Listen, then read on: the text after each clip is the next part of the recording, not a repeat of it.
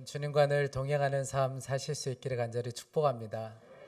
제가 지난주 중에 청년들 중에 특별히 직장 생활하는 청년들 몇 사람을 만나서 함께 식사하는데 청년들을 만나니까 질문 자체가 좀 다르더라고요. 성도들을 만날 때에는 가장 먼저 하는 질문은 목사님 요즘 건강 어떠세요?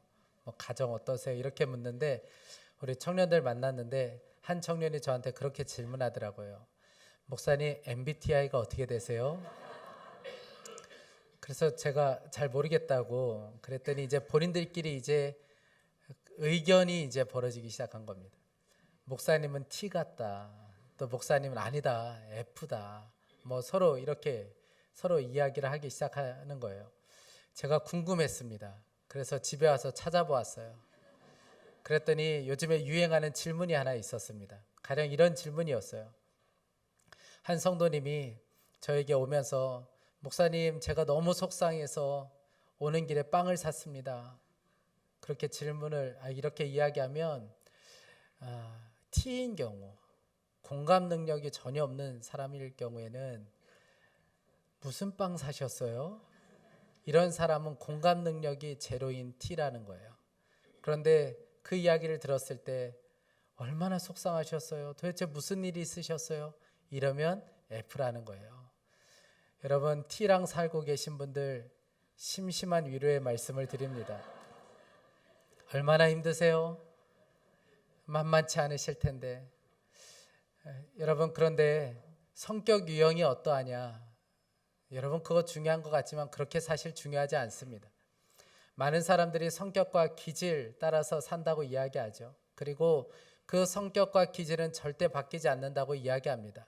그런데 아무리 바뀔 것 같지 않은 성격, 기질이라 할지라도 예수님을 만나면 바뀌게 되어 있습니다.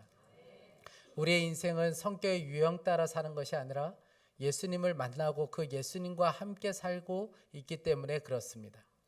여러분 성경에서 보면 가장 바뀌지 않을 것 같이 여기는 사람이 바로 사울이었습니다. 사울은 진짜 바뀔 수 없는 사람이었어요. 우리가 사울이라고 부르기도 하고 바울이라고 부르기도 하는데 사울이라는 이름은 히브리식 이름이고 그리고 바울이라는 이름은 헬라식 이름입니다. 그래서 성경을 읽다 보면 이 사울이 이방 선교를 할 때면 언제나 성경에는 바울이라고 기록하는 것을 볼 수가 있습니다. 이 사울은 스데반 순교에 앞장섰던 사람이었고 예루살렘 교회는 암과 같은 존재였습니다. 예루살렘 교회를 핍박할 때 가장 선봉에 서서 이 일을 주도했던 사람이 바로 사울이었습니다. 사울은 누구도 말릴 수가 없었어요. 그렇게 악한 일을 저지르고도 여전히 배고팠어요. 마치 굶주린 짐승처럼 여전히 더 많은 사람들을 데려다가 핍박해야 됐고 더 많은 사람들을 가둬야 직성이 풀리는 그런 악한 마음을 그 마음에 품고 있었던 사람이 바로 사울이었습니다. 이 사울을 누구도 말릴 수가 없었어요. 그래서 성도들이 도망을 가면 끝까지 쫓아가야만 했습니다. 오늘 1절과 2절에 사울은 여전히 주님의 제자들을 위협하면서 살기를 띠고 있었다. 그는 대제사장에게 가서 다마스쿠스에 있는 여러 회당으로 보내는 편지를 써달라고 하였다. 그는 그 도를 믿는 사람은 남자나 여자나 가리지 않고 닥치는 대로 묶어서 예루살렘으로 끌고 오려는 것이었다. 성도들이 예루살렘 교회에 핍박이 일어나자 곳곳으로 피난을 떠났습니다. 그러자 사울이 쫓아가기 시작하는데 오늘 말씀에 나오는 다마스쿠스는 예루살렘 교회에서 240km 정도 떨어진 곳입니다. 그런데 그 사람들을 잡겠다고 그들을 다시 붙잡아 오겠다고 그 240km를 달려가는 거예요. 그리고 절차를 밟기 위해서 대제사장에게 가서 공문을 받아서 그 공문을 들고 지금 성도들을 붙잡기 위해서 달려가고 있습니다. 여러분 그러니까 사울이 정말 대단한 사람이죠. 남들은 돈을 주고 그런 일을 하라고 해도 귀찮아서 하지 못하는 일입니다. 그런데 사울은 지금 그런 일을 하고 있는 거예요. 여러분 사람들 중에 이런 사람들이 있죠. 한번 옳다고 여기면 끝까지 하는 사람이 있습니다. 누구도 말릴 수가 없어요. 사울이 바로 그런 사람이었습니다.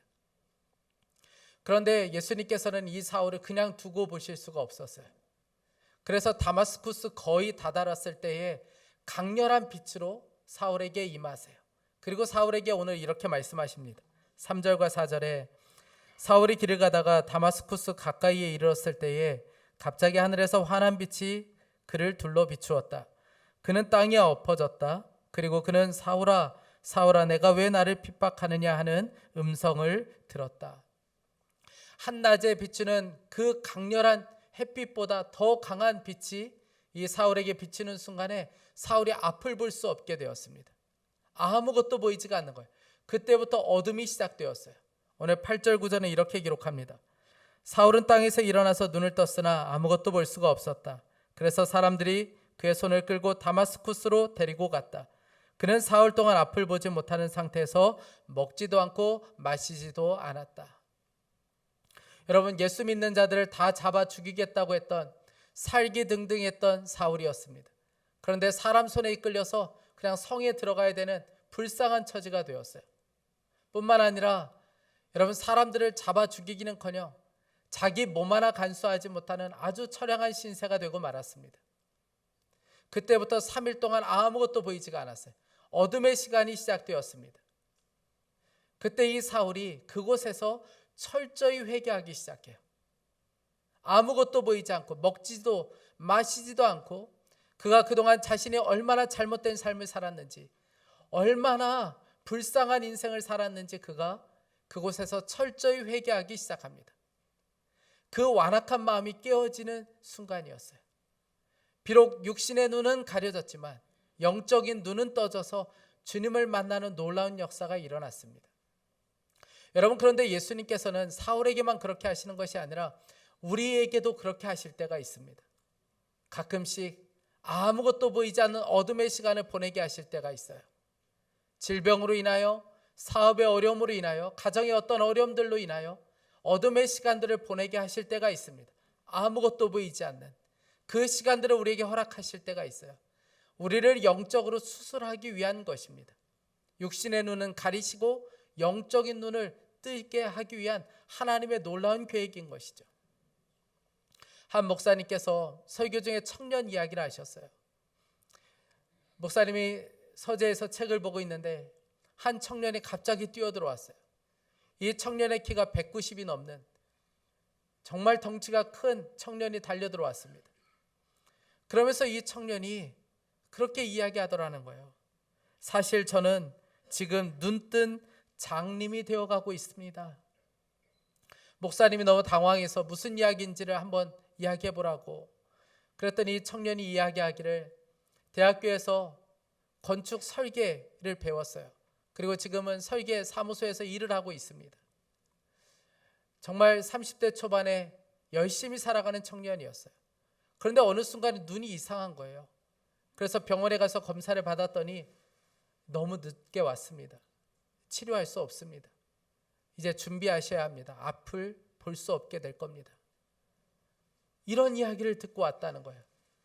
그래서 이 청년이 목사님 앞에서 펑펑 울면서 이렇게 이야기했어요. 목사님, 제가 지난 32년간 배우고 알아온 모든 것이 끝장났습니다. 제가 배운 영어, 건축 설계, 모든 것이 무용지물입니다. 점자도 새로 배워야 합니다. 차라리 교통사고로 의식이 없어지든지 아무것도 모른다면 이렇게 고통스럽지 않겠습니다. 살아온 지난 날이 아무런 의미가 없습니다.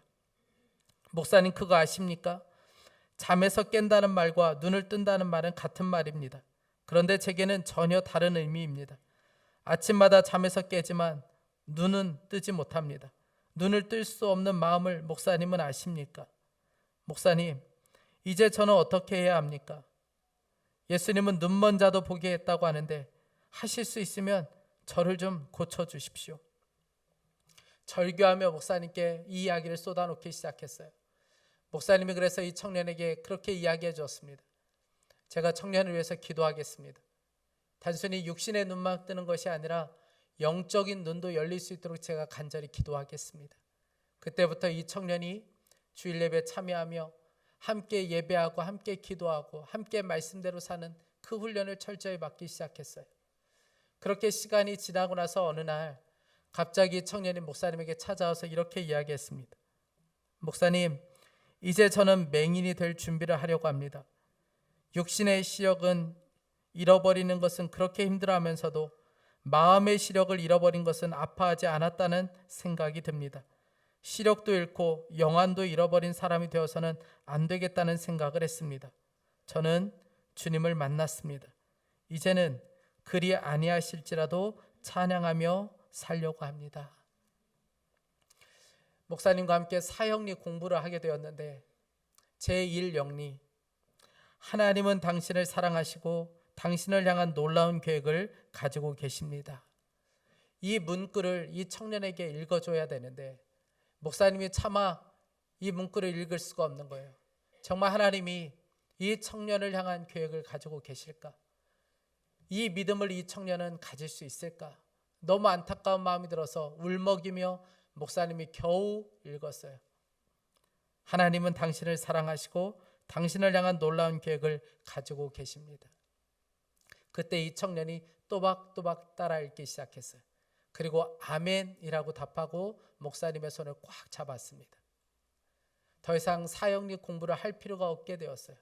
이 청년은 진짜 예수님을 만났기 때문에 그렇습니다. 사랑하는 여러분, 우리의 인생 가운데 갑자기 주님께서 브레이크를 거실 때가 있습니다. 모든 것을 멈추게 하시고 앞을 볼 수 없게 만드시고 그냥 모든 것이 캄캄해진 것처럼 그렇게 어둠의 시간을 보내게 하실 때가 있습니다. 왜 내 인생에 이런 순간이 찾아왔을까? 그런데 여러분, 그 시간이 바로 주님께서 우리를 영적으로 수술하고 싶은 순간이에요. 여러분, 그때 주님을 붙잡는 것이 필요합니다. 사울은 어두워서 아무것도 볼 수가 없었어요. 그런데 그때부터 주님이 이제 일하기 시작하세요.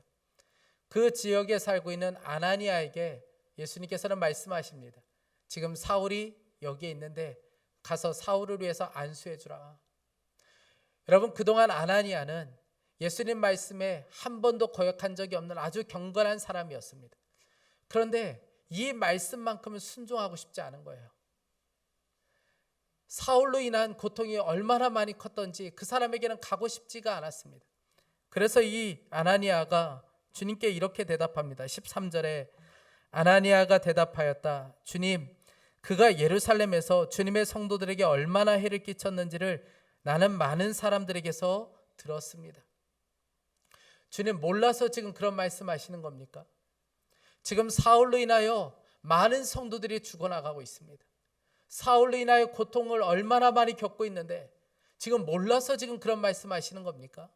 아니, 다른 사람은 모르겠는데 사울에게 가라고요? 저는 그렇게 갈 수는 없습니다. 사울이 그런다고 해서 변할 사람 아닙니다. 사울에게 가서 그렇게 한들 안수기도 한들 그 사람이 바뀔 리 없습니다. 여러분, 아나니아는 사울에 대해서 할 말이 너무 많았어요. 여러분, 그렇지 않았겠어요? 사울에 대해서 얼마나 할 말이 많았겠습니까? 얼마나 하고 싶은 말이 많았겠어요? 그런데 여러분, 예수님께서는 다 안다고 말씀하시면서 가라고 말씀하세요. 15절 말씀입니다.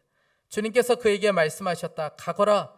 그는 내 이름을 이방 사람들과 임금들과 이스라엘 자손들 앞에 가지고 갈 내가 택한 내 그릇이다. 여러분, 아나니아는 사울에 대해서 아주 불만족스럽게 이야기해요. 그 사람은 해도 소용없습니다. 그 사람은 바뀌지 않습니다. 세상이 다 변해도 그 사람만큼은 바뀌지 않습니다. 그런데 예수님이 바라보는 눈은 달랐어요. 예수님은 내 사명으로 해서 택한 나의 그릇이라고 말씀하셨습니다. 그러니까 사울을 바라보는 아나니아의 눈과 예수님의 눈이 완전히 달랐다는 것을 볼 수가 있죠. 여러분, 이것이 바로 은혜입니다. 제가 이 부분을 묵상하다가 이런 생각을 해보게 되었어요. 주님이 저를 택하실 때 저를 알고 있는 주변의 사람들은 얼마나 할 말이 많았을까? 얼마나 하고 싶은 말이 많았을까? 저 사람을 목사로 세운다고요? 아니, 저 사람을요. 여러분, 얼마나 할 말이 많았겠습니까? 또 천사들은 얼마나 주님을 말렸을까요? 여러분, 주님은 모르셨을까요? 저의 고약한 성질, 나쁜 그 모습들 주님은 모르셨을까요? 아니요, 다 하셨죠. 그러면서도 저를 불러주셨고 택하여 주셨습니다. 여러분들은 어떻습니까? 여러분들을 택한다고 했을 때, 주님이 여러분들을 택하셨을 때 여러분들 주변에 있는 사람들은 얼마나 할 말이 많았을까요? 여러분들이 집사로, 권사로, 장로로 부름받을 때 여러분들 주변에 있는 사람들은 얼마나 할 말이 많았겠습니까? 저 사람을요. 주님이 저 사람을 택하시겠다고요. 아니, 주님 저 사람 모르세요? 지난번 저렇게 성질 부리는 거 주님 못 보셨어요? 아니, 저 사람 때문에 힘들어하는 사람이 얼마나 많은데 주님 몰라서 지금 저 사람 택하시는 거죠. 여러분, 얼마나 할 말이 많았겠습니까? 그런데도 주님이 저와 여러분을 택하셨어요. 여러분, 그러니 사울이 이렇게 부름받은 것은 은혜 중에 은혜인 거예요. 은혜라고밖에는 설명할 길이 없습니다. 그냥 가라고 말씀하시는 주님의 말씀 앞에 아나니아가 자기의 고집을 꺾고 사울에게 달려가요. 그리고 사울에게 안수해 줍니다. 그때 놀라운 역사가 일어나요. 18절부터 20절 말씀입니다.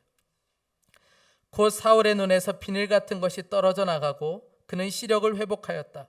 그리고 그는 일어나서 세례를 받고 음식을 먹고 힘을 얻었다. 사울은 며칠 동안 다마스쿠스에 있는 제자들과 함께 지냈다. 그런 다음에 그는 곧 여러 회당에서 예수가 하나님의 아들이심을 선포하였다. 여러분, 사울의 시력이 회복이 되었습니다. 육신의 눈이 떠졌어요. 그런데 단순히 육신의 눈만 뜬 것이 아니라 영적인 눈도 열리게 되었어요. 오늘 말씀해 보니까 눈에서 비늘이 벗겨졌다라고 이야기하고 있습니다. 자기의 분노에 사로잡혀 살았던 비늘, 자기가 옳다고 여기며 살았던 그 비늘, 자기의 열심만 가지고 살았던 그 비늘, 그 모든 비늘을 주님은 벗겨내셨습니다. 그러자 사울은 완전히 다른 사람이 되고 말았어요. 그 전까지는 율법의 열심에 사로잡혀 살았어요. 내가 옳다는 것만 붙잡고 열심히 살았던 사람이었습니다. 그런데 이제는 예수님이 하나님의 아들이심을 전하는 열심을 가지고 살게 되었어요. 여러분, 예수 믿는 자들을 붙잡겠다고 쫓아갔던 사울이었습니다. 그런데 그가 오히려 예수님께 붙잡히게 되었어요. 예수 믿는 자들을 잡아 죽이겠다고 추격했던 사울이었습니다.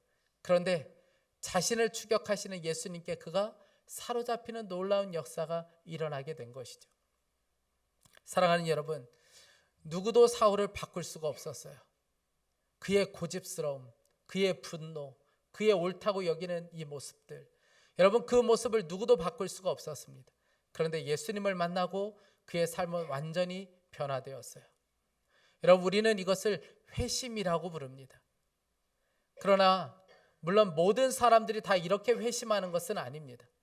그런데 분명한 사실은 예수님을 만나면 그 사람이 누구라 할지라도 변화된다는 거예요. 그 사람이 어떤 사람이라 할지라도 예수님을 만나면 그 인생은 바뀌게 된다는 것입니다. 그러니 우리가 누구도 포기할 수가 없는 거예요.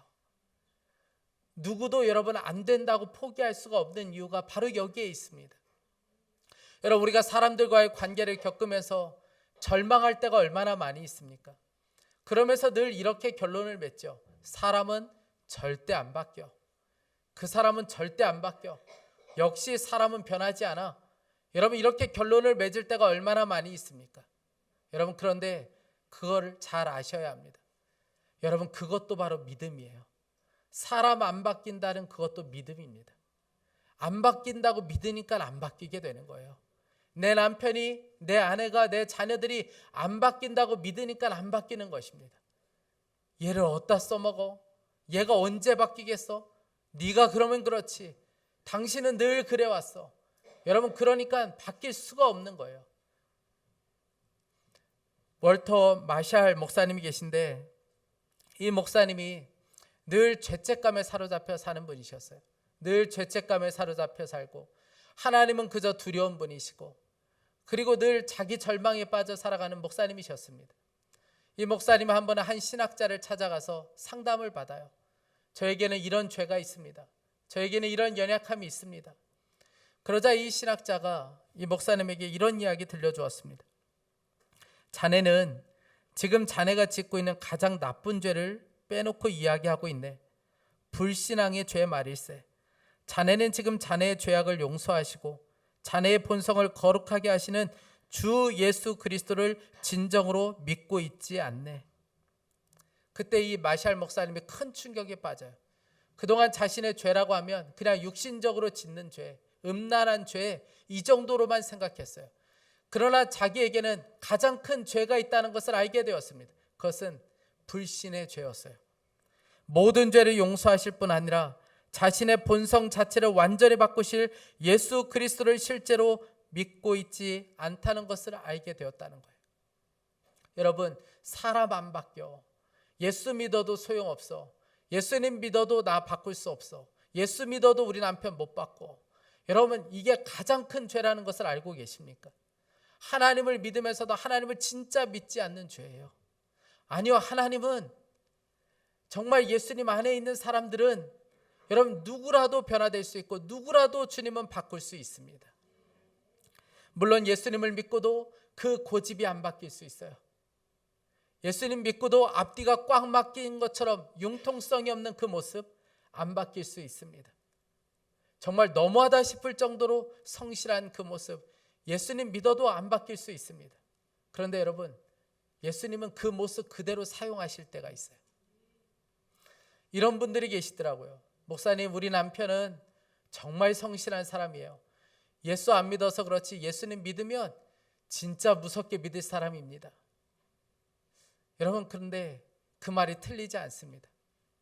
정말 성실하신 분, 이런 분들이 예수님 한번 믿으면 한 번 예배에 빠진 적이 없어요. 그리고 한 번 한다고 하면 하는 분들, 한 번 물으면 절대 놓지 않는 분들, 여러분, 이런 분들이 예수님을 믿고 전도 대상자를 한번 물어버리면 대책 없어요.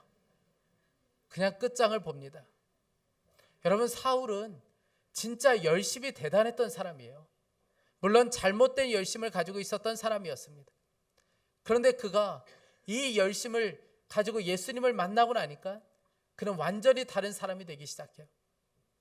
240km를 달려가는 그 열심을 가지고 복음을 전하기 시작하니까 역사상 여러분 사울처럼 위대한 전도자는 없었습니다. 여러분, 예수님에 대한 열심으로 바뀌고 나니까 그의 삶이 완전히 바뀌게 되었어요. 여러분, 예수님을 믿으면 열심히 바뀌게 돼요. 이것이 바로 회심입니다. 회심은 열심히 바뀌게 되는 거예요. 전에는 세상에 대한 열심이었어요. 전에는 나에 대한 열심이었습니다. 그런데 예수님을 믿고 나면 이제는 예수님에 대해서 충성하고 예수님에 대해서 열심을 내기 시작해요. 그래서 여러분, 누구라 할 거 없이 예수님 안에 있으면, 예수님을 진짜 붙잡으면 변화가 일어나요. 예수님은 바꾸지 못할 사람이 없습니다.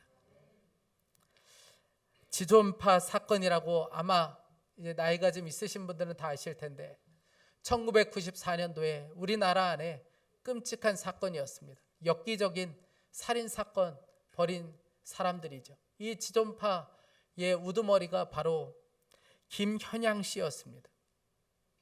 그는 이 일로 인하여 사형 이제 선고를 받고 그리고 감옥에 갇히게 돼요. 그런데 그곳에서 인생의 마지막 끝자락에서 한 집사님을 통하여 예수님을 알게 됩니다. 복음을 듣게 되었고 그 복음을 통하여 그가 그곳에서 예수님을 영접해요. 그리고 그곳에서 회심하게 됩니다. 그리고 나서 자신에게 복음을 전해준 이 집사님에게 이 김현양 씨가 이런 편지를 보냅니다. 집사님, 생각하면 제가 왜 그렇게 바보 같은 인생을 살았는지 모르겠습니다. 이제와 생각하니 제 눈이 무엇인가에 가려져 있었던 것이 틀림없습니다. 저는 죄에 대한 대가로 죽지만 세상에서는 죽음으로도 용서받을 수 없을 것입니다. 이제 저는 회개하고 세례받아 새 사람이 되었습니다. 그러나 유감스러운 것이 있습니다. 그것은 너무 늦게 깨달았다는 것입니다. 늦게라도 깨달아서 하나님의 자녀된 것은 그나마 다행스럽고 감사하지만 이제는 봉사할 시간이 없게 되었습니다. 여러분, 주님은 이 방법밖에 없었어요. 이 사람을 바꾸기 위해서는 그곳으로 몰아가셔야 됐고 그곳에서 주님이 그 감옥 한 곳에서 주님이 이 사람을 만나 주셨어요. 그리고 눈의 비늘을 벗겨주셨습니다. 죄의 비늘을 벗겨주셨고 강력한 빛으로 그의 인생이 얼마나 잘못된 길로 가는지를 보여주셨어요. 그렇게 회심하고 나서 그가 이방 저방을 다니며 그가 만나는 사람마다 복음을 전하기 시작했어요. 그가 마지막 사형 집행을 당하는 그날, 손발이 묶이고 눈이 가려져 있는 상황에서 그렇게 부탁했다 그래요. 제가 찬송을 불러도 되겠습니까? 그래서 찬송했어요. 나 같은 죄인 살리신 하늘 가는 밝은 길. 그가 찬양하며 마지막을 맞습니다. 그가 죽고 나서 장기수들 중에 200여 명이 주님께 돌아왔어요. 여러분, 주님 안에서 바꾸지 못할 사람은 없습니다. 나를 비롯하여 여러분, 주님께서 우리의 인생을 바꾸지 못할 이유가 없습니다. 저도 보니까 정말 많이 변했어요. 여러분들은 그럴 수 있어요. 목사님 바뀐 게 그 정도예요? 여러분, 바뀌어서 이 정도인 거예요. 예수님을 만나고 나서 저도 많이 변했고 지금도 많이 변하고 있습니다. 제가 며칠 전에 저희 딸하고 저희 아내에게 물어봤어요. 보기에 나는 진짜 나는 죽고 예수님으로 사는 목사 같으냐? 그랬더니 두 사람이 그렇다는 거예요. 진짜 그래 보인다는 거예요. 여러분, 못 믿으면 물어보세요. 물론 나는 죽고 예수님으로 사는 이 놀라운 복음으로 살도록 만든 두 사람이 있는데 그 사람이 바로 아내고 딸이에요. 큰 공헌을 해주었습니다. 여러분, 예수님을 믿고 나서 정말 많이 바뀌었어요. 여러분, 예수님이 저를 강하게 붙잡아 주지 않으셨다면, 저를 추격하셔서 저를 만나주시고 저를 강한 손으로 붙잡아 주지 않으셨다면 저는 아마 이 자리에 없었을 겁니다. 예전부터 그렇게 하려고 했던, 아마 조그만 빵집 하나 차려서 여러분 성질 고약한 그런 빵집 주인 됐을지도 모르겠어요. 그러나 예수님께서 저를 끝까지 추격하셔서 저를 붙잡아 주셨고 이 자리에 세워주셨습니다. 존 스토트 목사님이 이런 이야기 했어요. 제가 그리스도인이 된 이유는 궁극적으로 제 부모나 스승의 영향도 아니고 그리스도에 대한 저 자신의 결단 때문인 것도 아니며 바로 천국의 사냥개 때문입니다. 즉 제가 원하는 길로 가고자 도망할 때조차도 끈질기게 저를 쫓아오신 예수 그리스도, 그분 때문입니다. 그리고 천국의 사냥개이신 그분이 은혜롭게도 저를 추적하지 않으셨다면 오늘날 저는 헛되고 버림받은 인생들의 쓰레기 더미 위에 놓여 있었을 것입니다. 여러분, 이것이 우리들의 이야기 아닙니까? 사랑하는 주님께서 우리를 끝까지 추격하지 않으셨다면, 주님께서 강렬한 빛으로 우리에게 임하지 않으셨다면, 주님께서 우리의 눈에 비늘을 벗겨주지 않으셨다면, 여러분, 우리도 어디 인생의 쓰레기 더미 같은 곳에서 여러분 여전히 방황하며 살고 있을 그런 인생 아니었습니까? 이것이야말로 우리들의 이야기죠.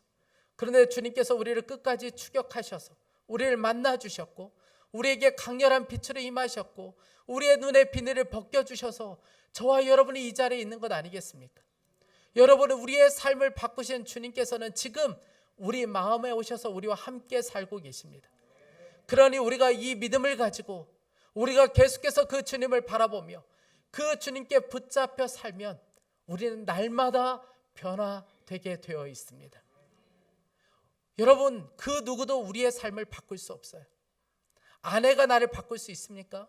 남편이 나를 바꿀 수 있어요? 부모가 나를 바꿀 수 있습니까? 아니요. 그 누구도 우리를 바꿀 수가 없습니다. 우리의 고약한 성질, 바뀌지 않는 그 본성, 여러분, 그것을 누가 바꿀 수 있습니까? 오직 예수님만이 그 일을 하실 수가 있어요. 우리가 예수님께 사로잡혀 살 때 그분은 우리를 계속해서 변화시킬 수 있습니다. 사랑하는 여러분, 이 눈으로 우리 자신을 볼 수 있기를 바랍니다. 뿐만 아니라 하나님께서 주시는 이 믿음으로 우리 가족들을 볼 수 있기를 원합니다. 저는 기도했어요. 간절한 마음으로 기도했습니다. 하나님, 우리 안에 사람은 바뀌지 않는다. 이 헛된 믿음이 산산조각 나게 해주십시오. 우리 자신을 보면서도 절망하고 우리 가족들을 바라보면서도 사람 안 바뀌어. 늘 이렇게 입에 달고 사는 이 헛된 믿음이 오늘 산산조각 나게 해주십시오. 그렇게 간절한 마음으로 기도했습니다. 사랑하는 여러분, 우리의 믿음이 오늘 새로워질 수 있기를 간절히 원합니다. 우리를 바꾸신 그 주님의 눈으로 우리의 가족들, 남편, 아내를 바라보고 우리 자녀들, 또 만나는 사람들을 바라보는 그런 은혜가 저와 여러분 가운데 있기를 간절히 축복합니다. 우리 이 시간에 함께 찬양하고 좀 함께 기도했으면 좋겠습니다. 오늘 좀 우리가 함께 찬양할 때에는 주님 우리의 눈의 비늘을 벗겨주십시오. 하나님, 그래서 주님을 바라볼 수 있게 해주십시오. 우리의 시선이 우리의 인생을 송두리째 바꾸실 그 주님을 바라볼 수 있게 해주십시오. 우리 이런 심정으로 함께 간절한 마음으로 함께 찬양하겠습니다.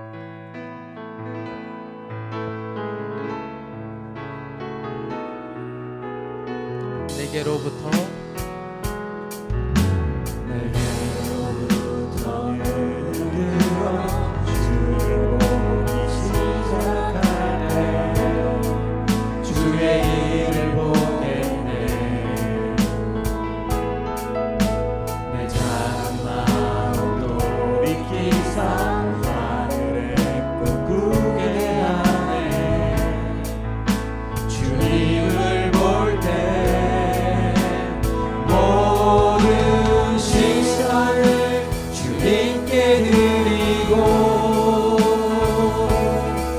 살아계신 하나님을 느낄 때 내 삶은 주의 역사가 되고 하나님이 일하기 시작. 우리 2절로 같이 찬양합니다. 성령이 나를 변화시켜 모든 두려움 사라질 때 주의 일을 보게 돼. 광대한 땅 한가운데서 주님 마음 알게 되리.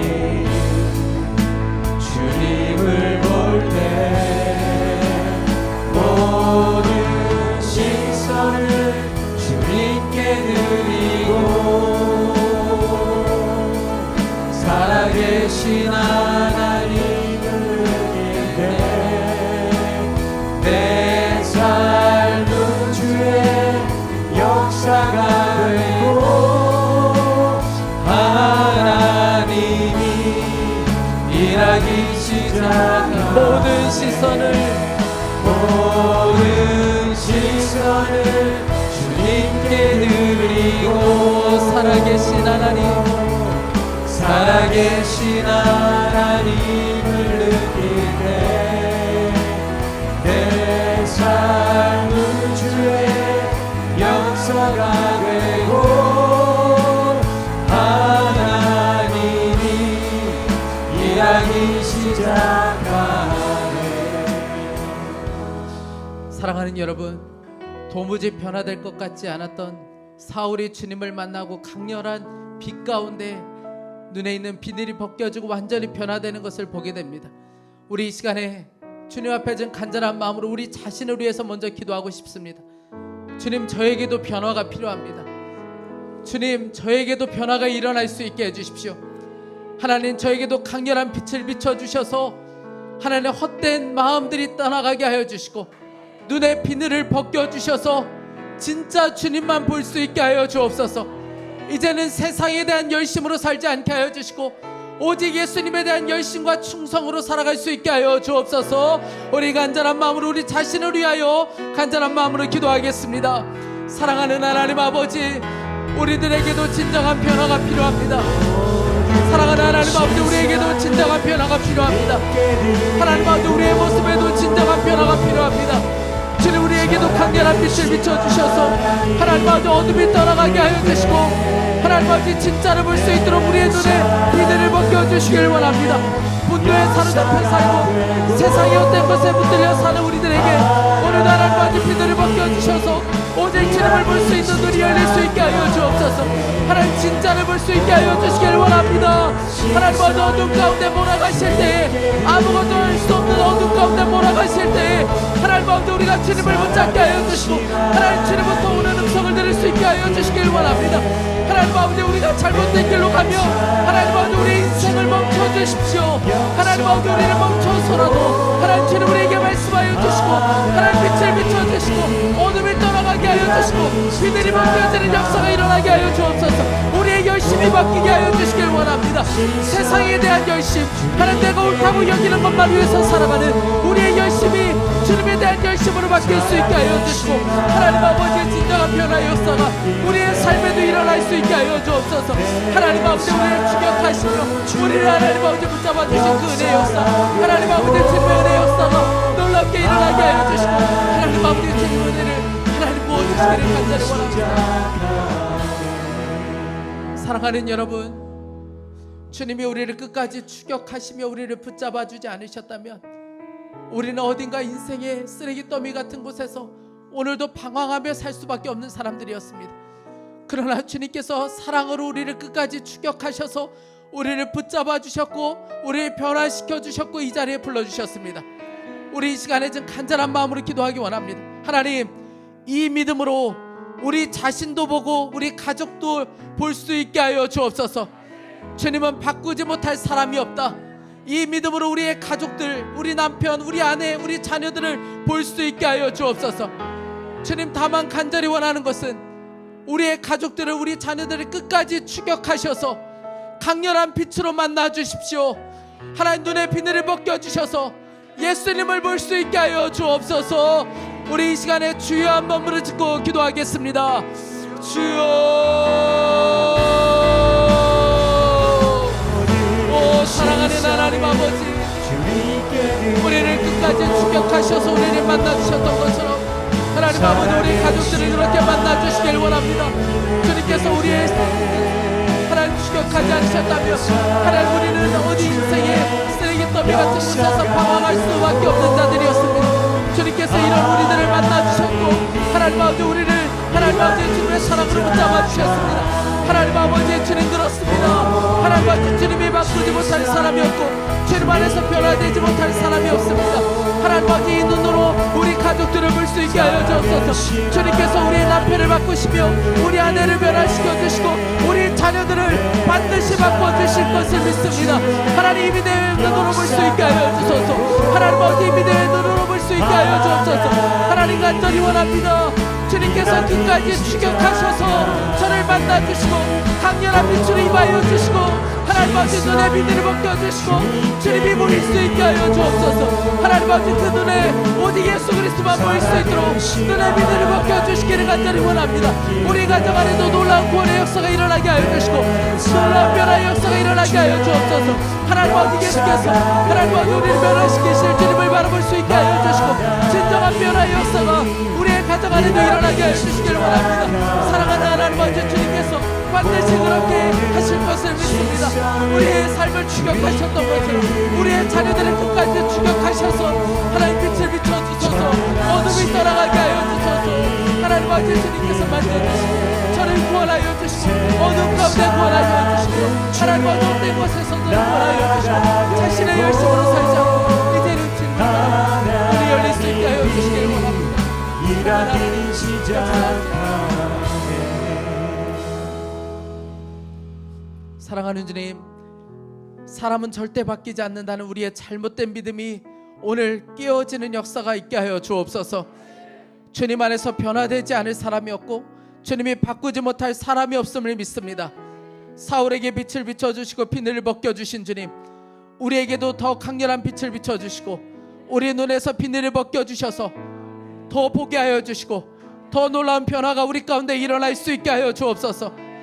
분노와 잘못된 열심으로 살아가는 사울을 사로잡아 주셨던 주님, 간절한 마음으로 원합니다. 여전히 예수님을 부인하고 있고 세상에 대한 열심과 자기 열심만 가지고 살아가는 우리의 가족들, 우리의 자녀들을 주님 끝까지 추격하셔서 저를 만나주시기를 간절히 원합니다. 강렬한 빛으로 하나님 저들이 잘못된 길로 가고 있음을 알게 하여 주시고 하나님 눈에서 비늘을 벗겨주셔서 오직 예수 그리스도만 보일 수 있도록 주여 역사하여 주옵소서.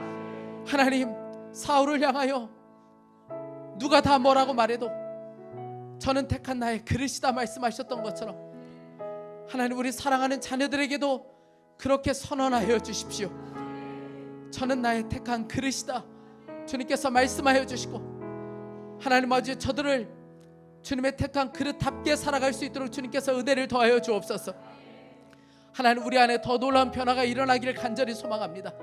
변화를 일으키시는 주님이 우리 안에 계시니 그 주님을 계속해서 바라볼 수 있게 하여 주시고 그 주님께 사로잡혀 살 수 있게 하여 주옵소서. 사랑하는 하나님, 간절한 마음으로 기도합니다. 하나님, 여전히 변하지 않는 현실로 인하여 낙심과 절망 가운데 있는 성도들도 많습니다.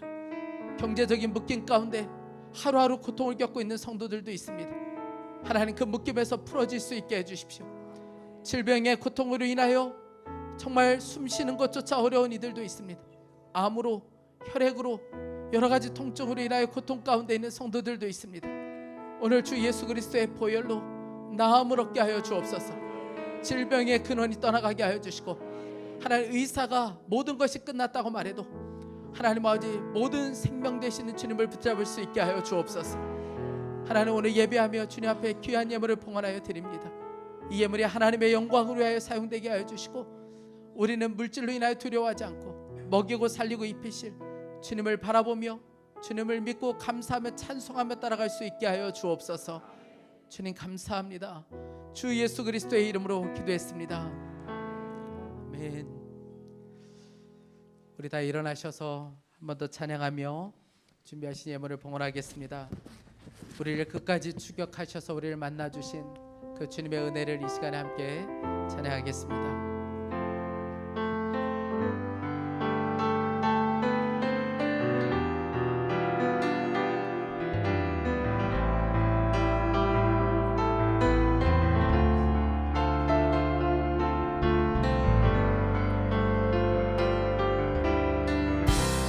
나를 지으신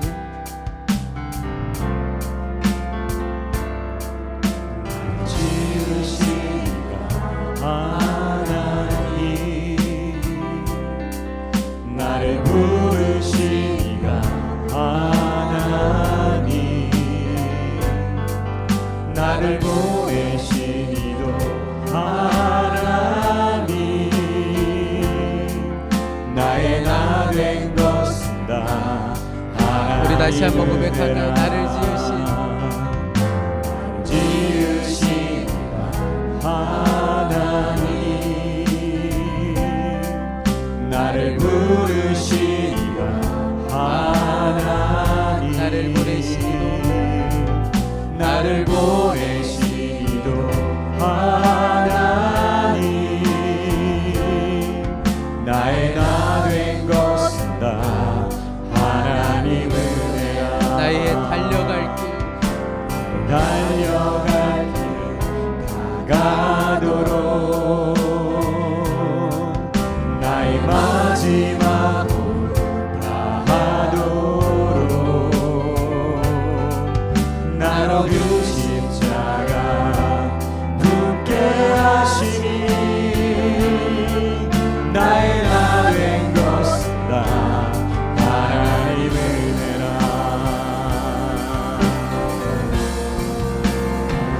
한량없는 은혜, 갚을 길 없는 은혜, 내 삶을 애워싸는 하나님의 은혜, 나 주저함없이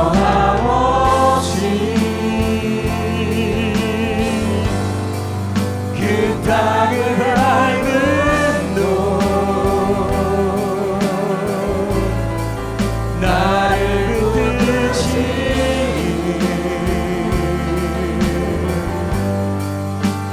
우리 다시 한번 고백합니다. 한량없는 은혜, 한량없는 은혜, 갚을 길 없는 은혜,